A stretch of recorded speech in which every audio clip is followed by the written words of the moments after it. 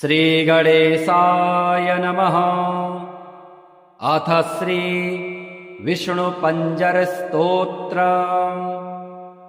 विनियोगः। ॐ अस्य श्री विष्णुपञ्जरस्तोत्रमन्त्रस्य नारद ऋषिः अनुष्टुप् छन्दः। श्रीविष्णुः परमात्मा देवता। अहं बीजम् सोऽहं शक्तिः। ॐ ह्रीं कीलकं मम सर्वदेहरक्षणार्थं पाठे विनियोगः। ध्यानं परमं परस्मात् प्रकृतेरनादि मेकं निविष्टं बहुधा गुहायाम् सर्वालयं सर्वचराचरस्थं नमामि विष्णुं जगदेकनाथम्। ॐ विष्णुपञ्जरकं दिव्यं सर्वदुष्टनिवारणम् उग्रतेजो महावीर्यं सर्वशत्रुनिकृन्तनं त्रिपुरं दहमानस्य हरस्य ब्रह्मणोदितं तदहं सम्प्रवक्ष्यामि आत्मरक्षाकरं नृणाम्। पादौ रक्षतु गोविन्दो जङ्घे चैव त्रिविक्रमः। ऊरू मे केशवः पातु कटिं चैव जनार्दनः। नाभिं चैवाच्युतः पातु गुह्यं चैव तु वामनः। उदरं पद्मनाभश्च पृष्ठं चैव तु माधवः। वामपार्श्वं तथा विष्णुर्दक्षिणं मधुसूदनः। बाहुवे वासुदेवश्च हृदि दामोदरस्तथा। कण्ठं रक्षतु वाराह कृष्णश्च मुखमण्डलम्। माधवः कर्णमूले तु हृषीकेशश्च नासिके। नेत्रे नारायणो रक्षे ललाटं गरुडध्वजः। कपोलौ केशवो रक्षेत् वैकुण्ठः सर्वतो दिशम्। श्रीवत्साङ्कश्च सर्वेषां अङ्गानां रक्षको भवेत्। पूर्वस्यां पुण्डरीकाक्ष आग्नेयां श्रीधरस्तथा। दक्षिणे नारसिंहश्च नैऋत्यां माधवोऽवतु। पुरुषोत्तमो मे वारुण्यां वायव्यां च जनार्दनः। गदाधरस्तु कौबेर्या मीशान्यां पातु केशवः। आकाशे च गदा पातु पाताले च सुदर्शनम्। सन्नद्धः सर्वगात्रेषु प्रविष्टो विष्णुपञ्जरः। विष्णुपञ्जरविष्टोऽहं विचरामि महीतले। राजद्वारे पथे घोरे सङ्ग्रामे शत्रुसङ्कटे।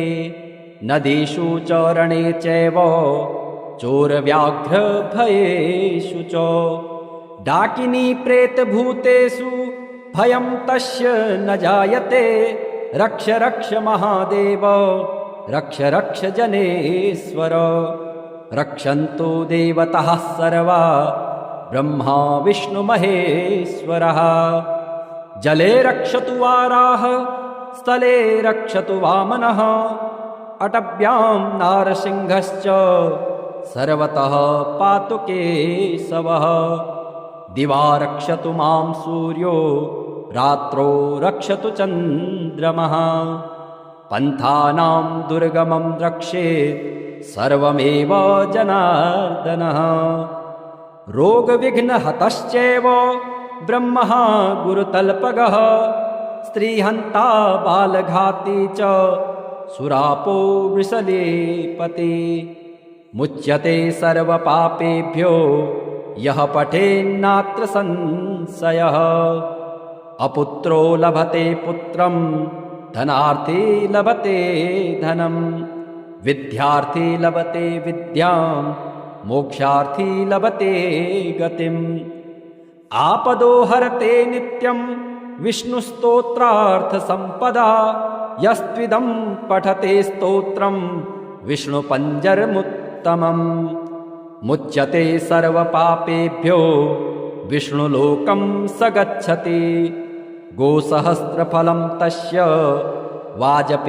वाजपेयशतस्य च अश्वमेधसहस्रस्य फलं प्राप्नोति मानवः सर्वकामं लभेदस्य पठनान्नात्र संशयः जले विष्णुः स्थले विष्णुर्विष्णुः पर्वतमस्तके ज्वालामालाकुले विष्णुः सर्वं विष्णुमयं जगत् तुलस्योवाच ॐ नमो भगवते तुभ्यं नारायण जगत्पते केवलानुभवानन्द स्वरूप परमेश्वर कंसारये महेशाय केशवाय नमोऽस्तुते हरये नरसिंहाय श्रीकान्ताय नमो नमः नमो भक्त्यैकलभ्याय तर्कदूराय ते नमः नमो वेदान्तवेद्याय विद्यावेद्याय ते नमः नमस्ते श्रुतिगम्याय श्रुतिस्तुत्याय ते नमः नमो नीलघनश्याम तनवे धृतमूर्तये बहुरूपोरुरूपाय निरूपाय नमो नमः पूजकाय च पूज्याय पत्रपुष्पफलः प्रभो अभवाय भवेच्छेत्रे सुखदुःखप्रदाय च तवैवाहं सुखकरा त्वञ्च मे प्रभुरीश्वर नमस्तुभ्यं नमस्तुभ्यं नमस्तुभ्यं हरे नमः इति श्रुत्वा दण्डवत्सा कृत्वा तञ्च प्रदक्षिणं पुनस्तुष्टावतुष्टात्मा वचोभिर्मलः सखी ध्यानं परमं परस्मात् प्रकृतेरनादि मेकं निविष्टं बहुधा गुहायां सर्वालयं सर्वचराचरस्थं नमामि विष्णुं जगदेकनाथम् ॐ विष्णुपञ्जरकं दिव्यं सर्वदुष्टनिवारणम् उग्रतेजो महावीर्यं सर्वशत्रुनिकृन्तनं त्रिपुरं दहमानस्य हरस्य ब्रह्मणोदितं तदहं सम्प्रवक्ष्यामि आत्मरक्षाकरं नृणाम् पादौ रक्षतु गोविन्दो जङ्घे चैव त्रिविक्रमः ऊरू मे केशवः पातु कटिं चैव जनार्दनः नाभिं चैवाच्युतः पातु गुह्यं चैव तु वामनः उदरं पद्मनाभश्च पृष्ठं चैव तु माधवः वामपार्श्वं तथा विष्णुर्दक्षिणं मधुसूदनः बाहुवे वासुदेवश्च हृदि दामोदरस्तथा कण्ठं रक्षतु वाराह कृष्णश्च मुखमण्डलं माधवः कर्णमूले तु हृषिकेशश्च नासिके नेत्रे नारायणो रक्षेत् ललाटं गरुडध्वजः कपोलौ केशवो रक्षेत् वैकुण्ठः सर्वतो दिशं श्रीवत्साङ्कश्च सर्वेषां अङ्गानां रक्षको भवेत् पूर्वस्यां पुण्डरीकाक्ष आग्नेयां श्रीधरस्तथा दक्षिणे नारसिंहश्च नैऋत्यां माधवोऽवतु पुरुषोत्तमो मे वारुण्यां वायव्यां च जनार्दनः गदाधरस्तु कौबेर्या मीशान्यां पातु केशवः आकाशे च गदा पातु पाताले च सुदर्शनम् सन्नद्धः सर्वगात्रेषु प्रविष्टो विष्णुपञ्जरः विष्णुपञ्जरविष्टोऽहं विचरामि महीतले राजद्वारे पथे घोरे संग्रामे शत्रुसङ्कटे नदीषु च रणे चैव चोरव्याघ्रभयेषु च डाकिनी प्रेतभूतेषु भयं तस्य न जायते रक्ष रक्ष महादेव रक्ष रक्ष जनेश्वर रक्षन्तु देवताः सर्वा ब्रह्मा विष्णु महेश्वरः जले रक्षतु वाराह स्थले रक्षतु वामनः अटव्यां नारसिंहश्च सर्वतः पातु केशवः दिवा रक्षतु मां सूर्यो रात्रो रक्षतु चन्द्रमः पन्थानां दुर्गमं रक्षेत् सर्वमेव जनार्दनः रोगविघ्नहतश्चैव ब्रह्मः गुरुतल्पगः स्त्रीहन्ता बालघाती च सुरापो वृषलेपति मुच्यते सर्वपापेभ्यो यः पठेन्नात्र संशयः अपुत्रो लभते पुत्रं धनार्थी लभते धनं विद्यार्थी लभते विद्यां मोक्षार्थी लभते गतिम् आपदो हरते नित्यं विष्णुस्तोत्रार्थसम्पदा यस्त्विदं पठते स्तोत्रं विष्णुपञ्जरमुत्तमम् मुच्यते सर्वपापेभ्यो विष्णुलोकं स गच्छति गोसहस्रफलं तस्य वाजपेयशतस्य च अश्वमेधसहस्रस्य फलं प्राप्नोति मानवः सर्वकामं लभेदस्य पठनान्नात्र संशयः जले विष्णुः स्थले विष्णुर्विष्णुः पर्वतमस्तके ज्वालामालाकुले विष्णुः सर्वं विष्णुमयं जगत् तुलस्योवाच ॐ नमो भगवते तुभ्यं नारायण जगत्पते केवलानुभवानन्द स्वरूप परमेश्वर कंसारये महेशाय केशवाय नमोऽस्तुते हरये नरसिंहाय श्रीकान्ताय नमो नमः नमो भक्त्यैकलभ्याय तर्कदूराय ते नमः नमो वेदान्तवेद्याय विद्यावेद्याय ते नमः नमस्ते श्रुतिगम्याय श्रुतिस्तुत्याय ते नमः नमो नीलघनश्याम तनवे धृतमूर्तये बहुरूपोरुरूपाय निरूपाय नमो नमः पूजकाय च पूज्याय पत्रपुष्पफलः प्रभो अभवाय भवेच्छेत्रे सुखदुःखप्रदाय च तवैवाहं सुखकरा पञ्चमे प्रभुरीश्वर नमस्तुभ्यं नमस्तुभ्यं नमस्तुभ्यं हरे नमः इति श्रुत्वा दण्डवत्सा कृत्वा तञ्च प्रदक्षिणं पुनस्तुष्टावतुष्टात्मा वचोभिर्मलः सखी ध्यानं परमं परस्मात् प्रकृतेरनादि मेकं निविष्टं बहुधा गुहायां सर्वालयं सर्वचराचरस्थं नमामि विष्णुं जगदेकनाथम्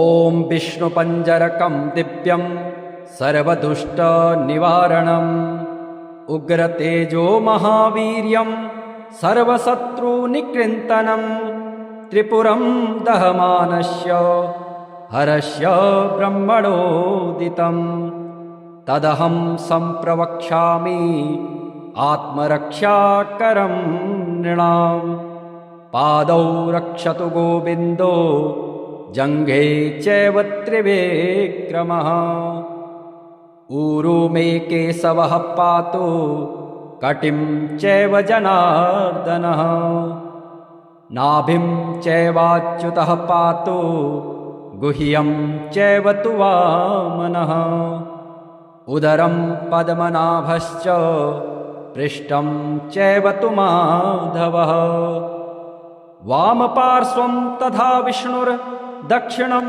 मधुसूदनः बाहुवे वासुदेवश्च हृदि दामोदरस्तथा कण्ठं रक्षतु वाराह कृष्णश्च मुखमण्डलं माधवः कर्णमूले तु हृषिकेशश्च नासिके नेत्रे नारायणो रक्षेत् ललाटं गरुडध्वजः कपोलो केशवो रक्षेत् वैकुण्ठः सर्वतो दिशम् श्रीवत्साङ्कश्च सर्वेषा अङ्गानां रक्षको भवेत् पूर्वस्यां पुण्डरीकाक्ष आग्नेयां श्रीधरस्तथा दक्षिणे नारसिंहश्च नैऋत्यां माधवोऽवतु पुरुषोत्तमो मे वारुण्यां वायव्यां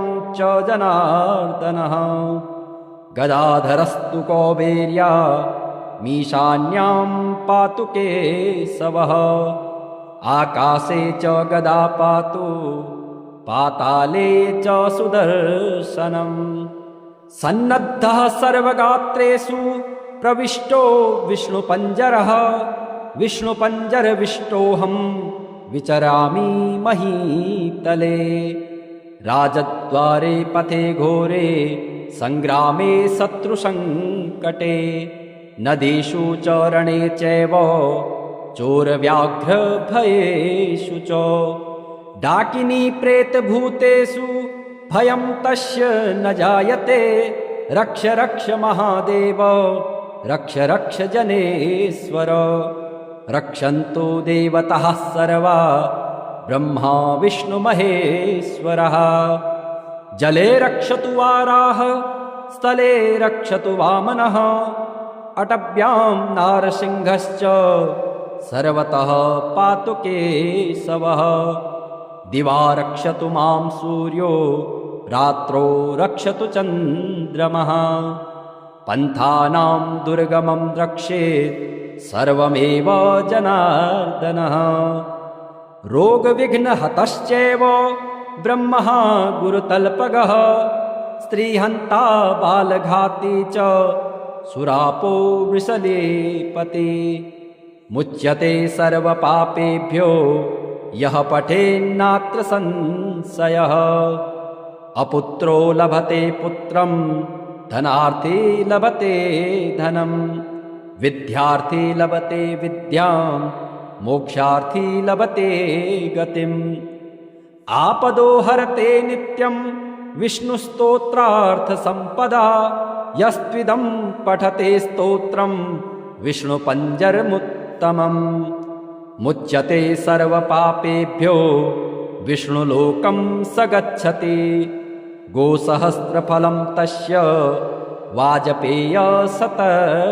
च अश्वमेधसहस्रस्य फलं प्राप्नोति मानवः सर्वकामं लभेदस्य पठनान्नात्र संशयः जले विष्णुः स्थले विष्णुर्विष्णुः पर्वतमस्तके ज्वालामालाकुले विष्णुः सर्वं विष्णुमयं जगत् तुलस्योवाच ॐ नमो भगवते तुभ्यं नारायण जगत्पते केवलानुभवानन्द स्वरूप परमेश्वर कंसारये महेशाय केशवाय नमोऽस्तुते हरये नरसिंहाय श्रीकान्ताय नमो नमः।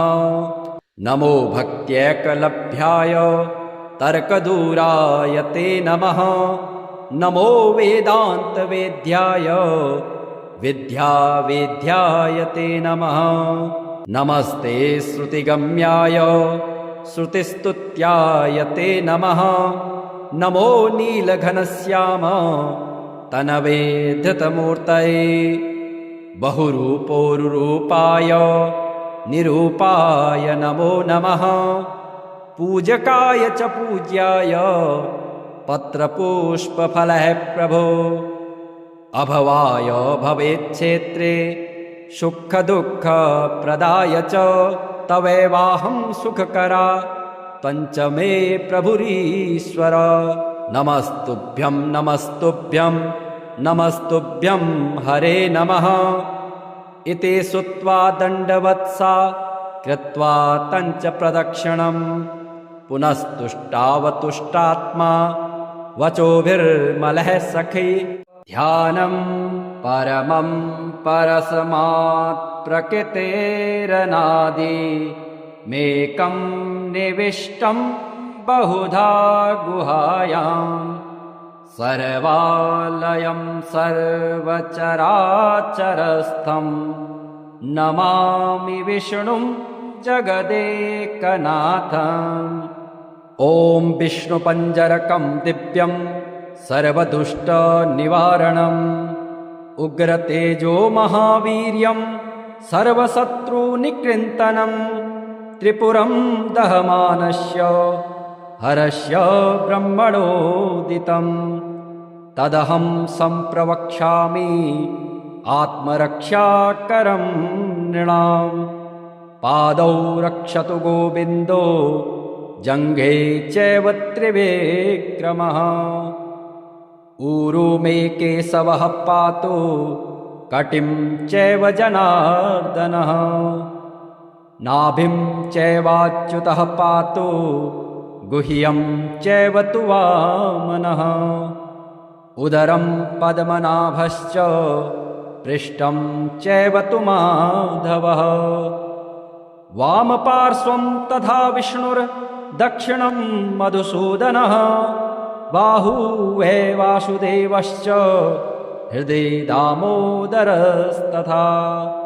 कण्ठं रक्षतु वाराह कृष्णश्च मुखमण्डलं।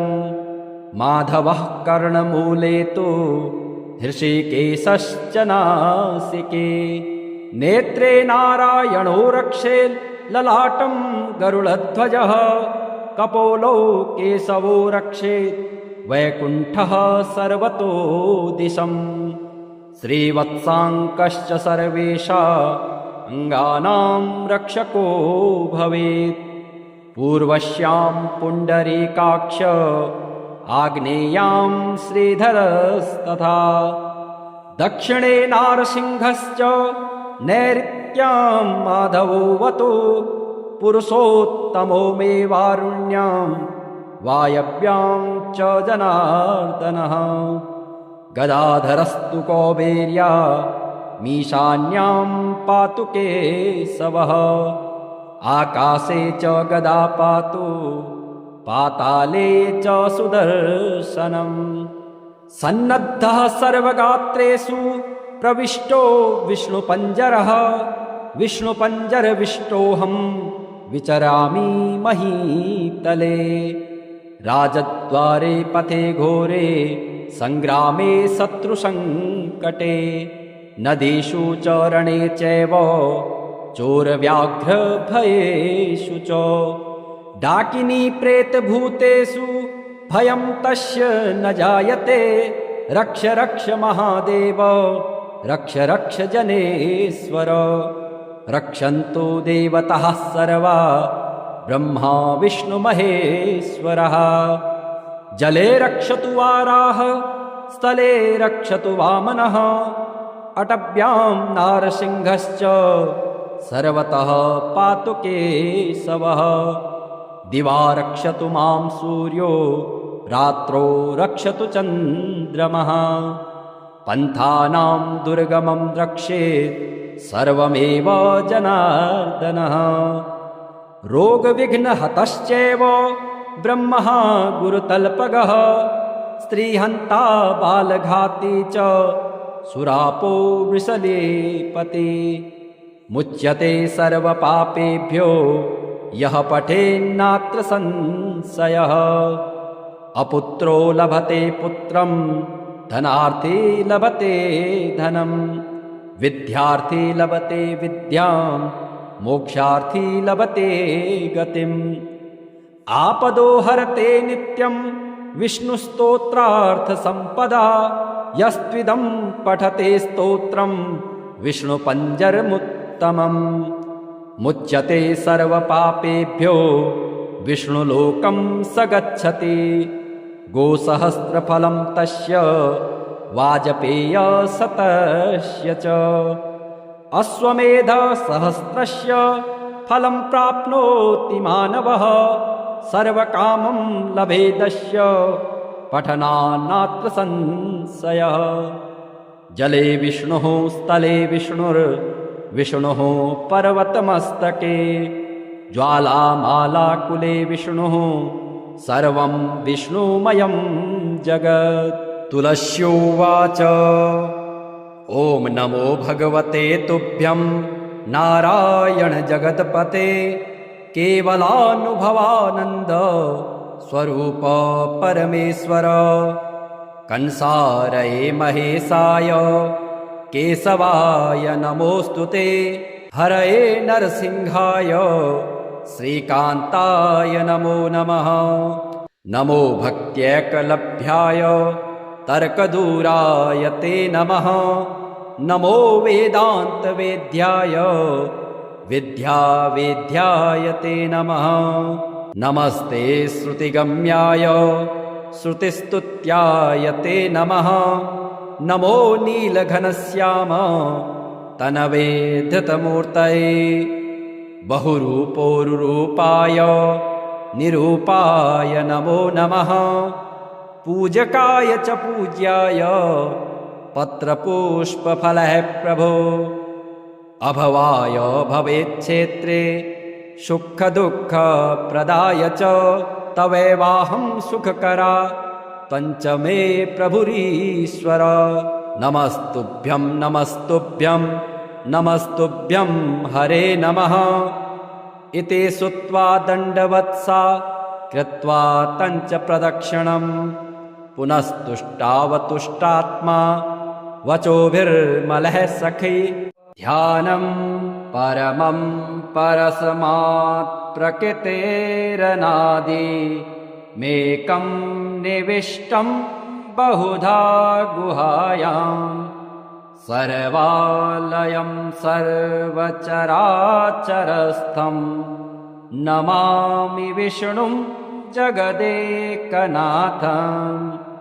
ॐ विष्णुपञ्जरकं दिव्यं सर्वदुष्टनिवारणम् उग्रतेजो महावीर्यं सर्वशत्रुनिकृन्तनं त्रिपुरं दहमानस्य हरस्य ब्रह्मणोदितं तदहं सम्प्रवक्ष्यामि आत्मरक्षाकरं नृणाम् पादौ रक्षतु गोविन्दो जङ्घे चैव त्रिविक्रमः ऊरू मे केशवः पातु कटिं चैव जनार्दनः नाभिं चैवाच्युतः पातु गुह्यं चैव तु वामनः उदरं पद्मनाभश्च पृष्ठं चैव तु माधवः वामपार्श्वं तथा विष्णुर्दक्षिणं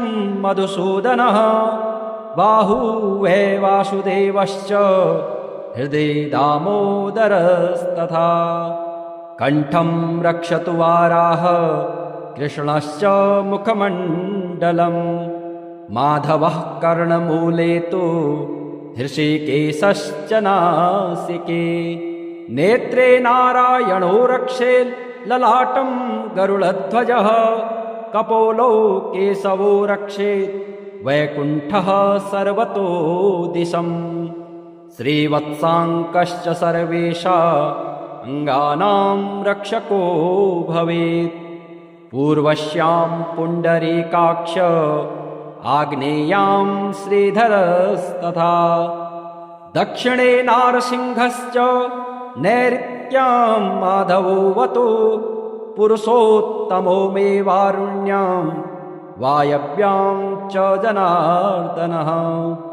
गदाधरस्तु कौबेर्या मीशान्यां पातु केशवः। आकाशे च गदा पातु पाताले च सुदर्शनम्। सन्नद्धः सर्वगात्रेषु प्रविष्टो विष्णुपञ्जरः। विष्णुपञ्जरविष्टोऽहं विचरामि महीतले। राजद्वारे पथे घोरे सङ्ग्रामे शत्रुसङ्कटे। नदीषु च रणे चैव चोरव्याघ्रभयेषु च। डाकिनी प्रेतभूतेषु भयं तस्य न जायते। रक्ष रक्ष महादेव रक्ष रक्ष जनेश्वर। रक्षन्तु देवताः सर्वा ब्रह्मा विष्णुमहेश्वरः। जले रक्षतु वाराह स्थले रक्षतु वामनः। अटव्यां नारसिंहश्च सर्वतः पातु केशवः। दिवा रक्षतु मां सूर्यो रात्रौ रक्षतु चन्द्रमः।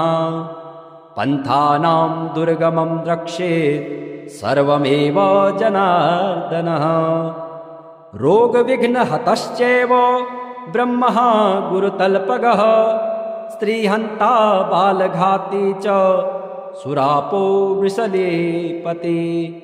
मुच्यते सर्वपापेभ्यो यः पठेन्नात्र संशयः। अपुत्रो लभते पुत्रं धनार्थी लभते धनं। विद्यार्थी लभते विद्यां मोक्षार्थी लभते गतिम्। आपदो हरते नित्यं विष्णुस्तोत्रार्थसम्पदा। यस्त्विदं पठते स्तोत्रं विष्णुपञ्जरमुत्तमम्। मुच्यते सर्वपापेभ्यो विष्णुलोकं स गच्छति। गोसहस्रफलं तस्य वाजपेयशतस्य च। अश्वमेधसहस्रस्य फलं प्राप्नोति मानवः। सर्वकामं लभेदस्य पठनान्नात्र संशयः। जले विष्णुः स्थले विष्णुर्विष्णुः पर्वतमस्तके।